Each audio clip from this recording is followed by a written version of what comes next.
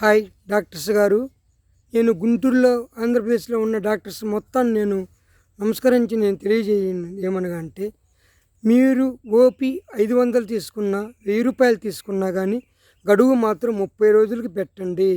ఎందుకంటే నేను ఒక వృత్తిరీత్యా ఒక ఆటో డ్రైవర్ని. మా ఆటోలో పేషెంట్లు సంభాషించుకునే విషయాలు మా దృష్టికి వచ్చాయి కాబట్టి నేను తెలియజేస్తున్నా, వీడియో పూర్వకంగా తెలియజేస్తున్నా. డాక్టర్స్ మరీ దారుణంగా తయారయ్యారు. మరి 1000 రూపాయలు ఓపీ తీసుకుంటున్నారు, 15 రోజులకే గడువు పెడుతున్నారు, 30 రోజులకి మెడిసిన్ రాస్తున్నారు.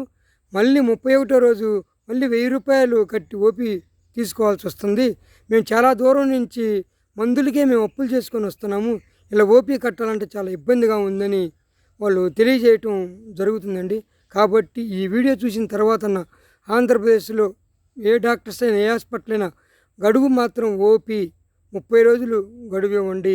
పైపెచ్చు మళ్ళీ మీరు టెస్టులు కూడా, అనవసరమైన టెస్టులు కూడా రాస్తున్నారని పేషెంట్లు అనుకుంటున్నారు మా ఆటోలో. కాబట్టి టెస్టులేమో 5000 అవుతున్నాయి, మెడిసిన్ ఏమో 2000 అవుతున్నాయి. ఇవన్నీ చూసుకోవాలంటే మాకు తల ప్రాణం తోక్కొస్తుంది.